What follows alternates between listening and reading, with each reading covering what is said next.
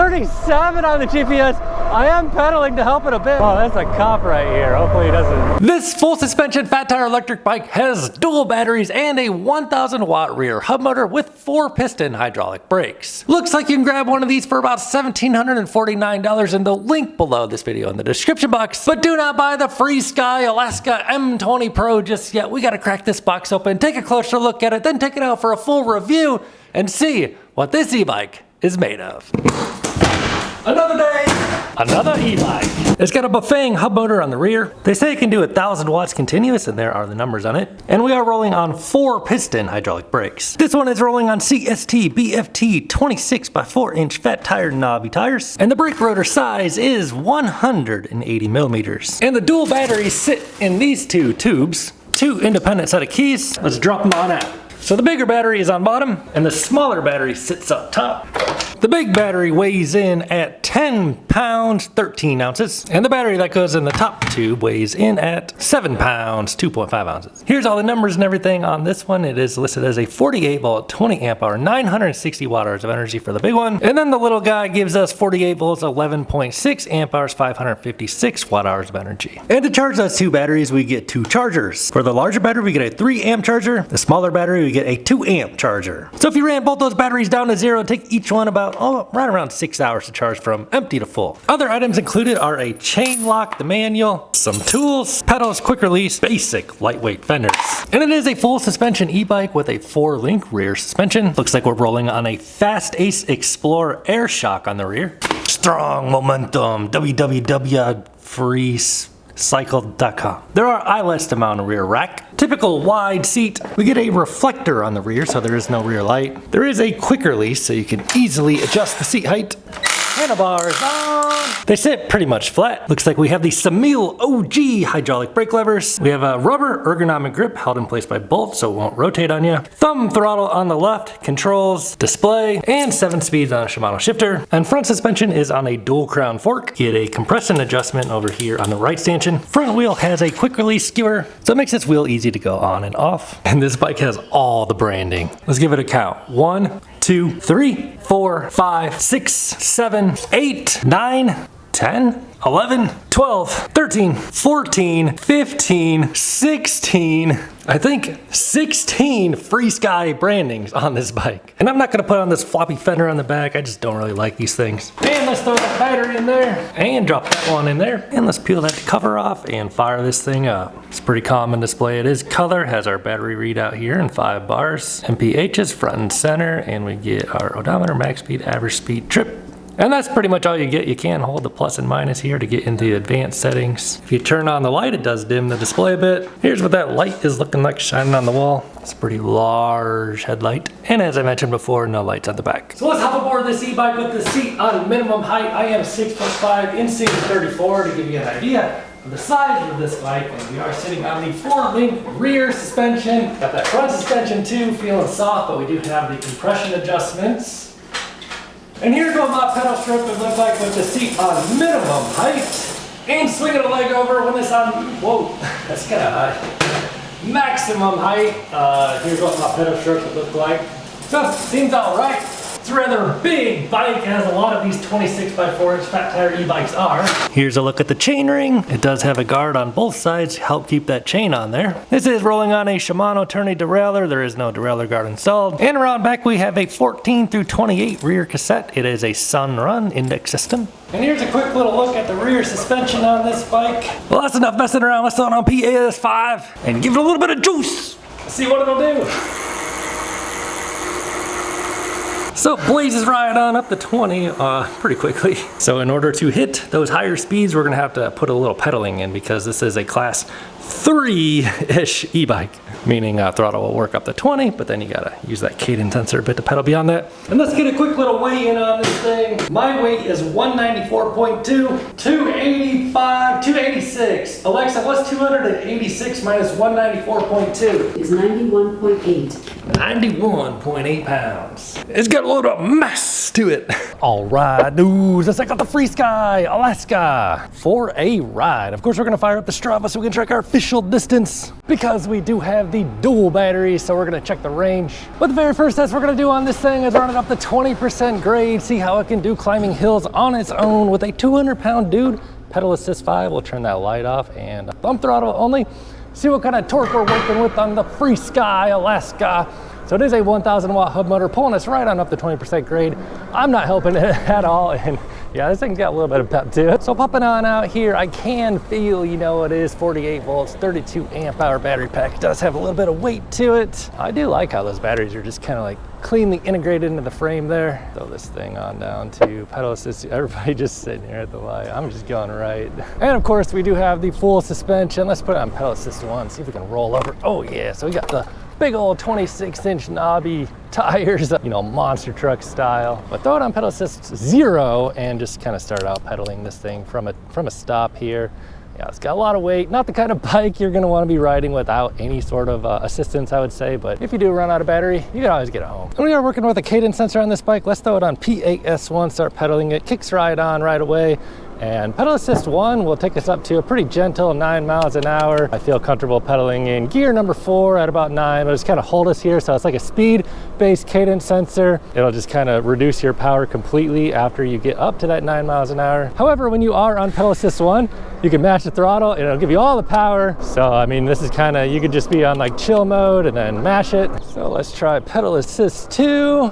Pedaling here, I'm in gear number 7 now. Pedal assist 2 takes us up to a cool 15 MPHs. Now pedal assist 3, and I can feel that buffeting 1,000 watt hub motor's got a little kick to it. Pedal assist 3 brings us up to a healthy 21.9 according to the onboard, 21 according to my GPS. And about this electric bicycle, I am noticing it's kind of like mountain bike style, puts you up on the handlebars a little bit, gets you in a little bit of, you know, riding position, so you're not straight up chilling. Oh man, yeah, that motor, I feel. Pedal assist 3 here, you just start turning it. It's definitely got a little kick to it, nice little punch.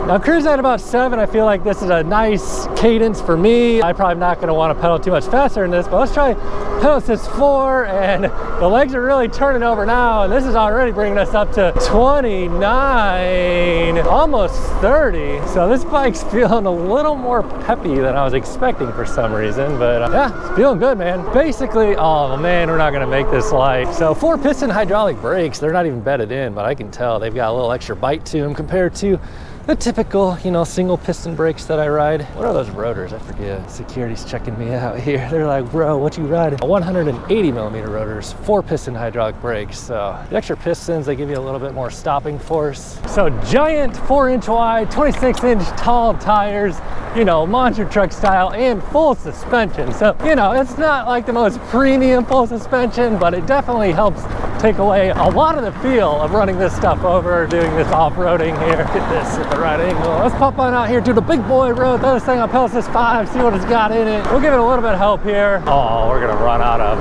we're gonna have to stop here. Unfortunately, brakes are feeling great, man. Pedal assist 5 now taking us over 28 miles an hour. So typically class 3 e-bikes top out at 28. We're going into headwind here, and this motor's pulling strong into the headwind. I'm gonna get on over a few lanes. No turn signals on this bike. I don't think it's meant to be, you know, riding in traffic like this. Thing's got plenty of power to be out here riding with the Porsche Cayenne S on the city streets anyway. Oh, we could take over the Porsche and the taxi. Getting off course here a little bit, man. We gotta get to the 0-20 spot. So I like these handlebars. They put you a little bit up on them. I could probably ride down this. I just don't know what's around the corner. Tell you what, we'll drop the seat.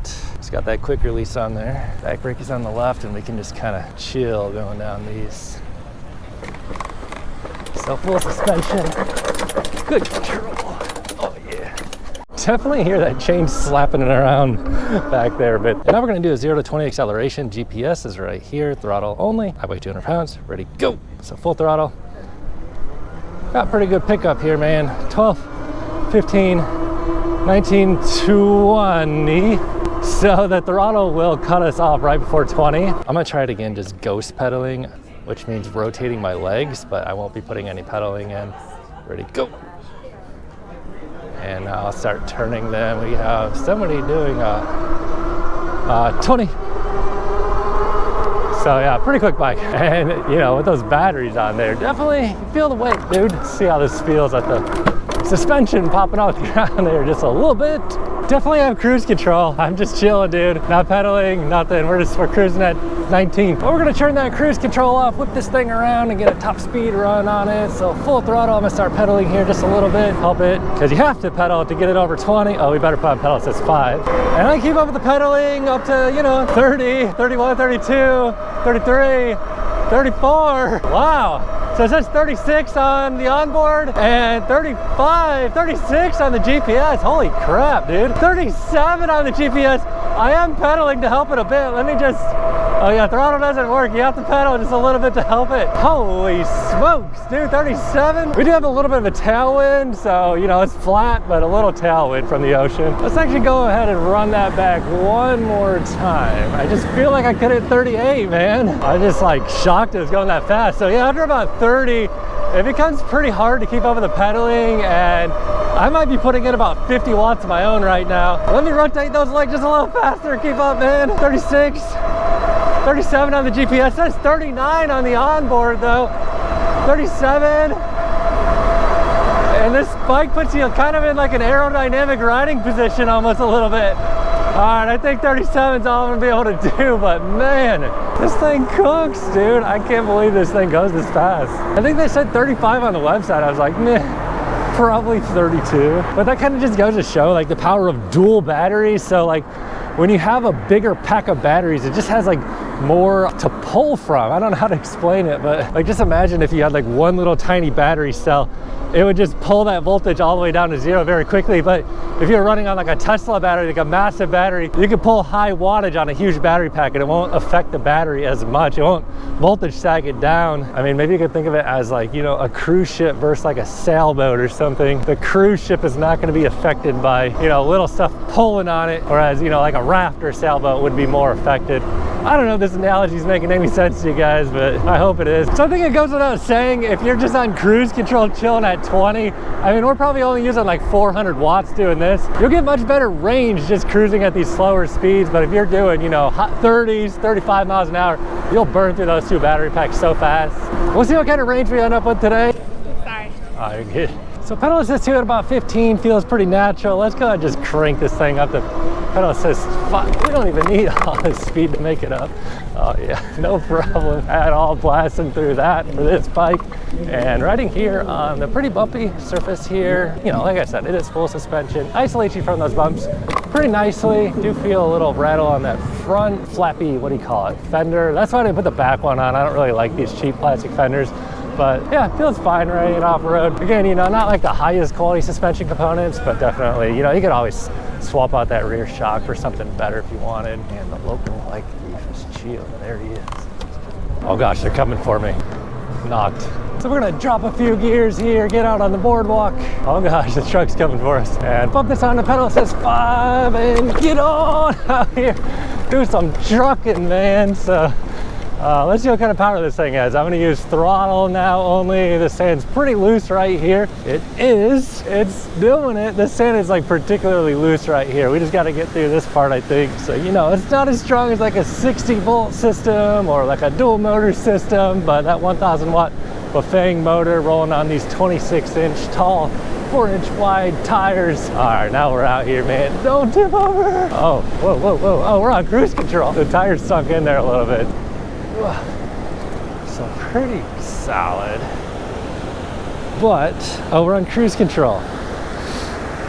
If you come to a complete stop though, it doesn't quite have enough pep. So this thing can output some pretty high power, but the controller can only maintain that for so long. It does appear to be kind of like reducing our power right now. Hopefully we didn't break something. It's giving no power right now. Might have pushed it a little bit too hard. Let's find out here. I'm gonna turn it off and back on. So sometimes these controllers, they'll limit you if you're pushing them too hard. Yeah, there we go. So, I mean, you can't really just get out here and just wreck shop like that. You'll burn up the controller probably. It's a 1000 watt motor, but we're probably running well over 1000 watts there for a little bit. So we'll let the controller cool down, do a little B-roll here for a minute. So I let the controller cool down for just a few minutes while I shoot a little bit of B-roll. We're gonna try and power on through this now that we got it back up and it's working again now. blazing on through here at about 13, 14 miles an hour still. I'm gonna help it just a little bit on gear number 2. This sand is like so loose right here today. Come on, controller, come on, motor. So this thing runs some really high speeds on street, and it's getting us through.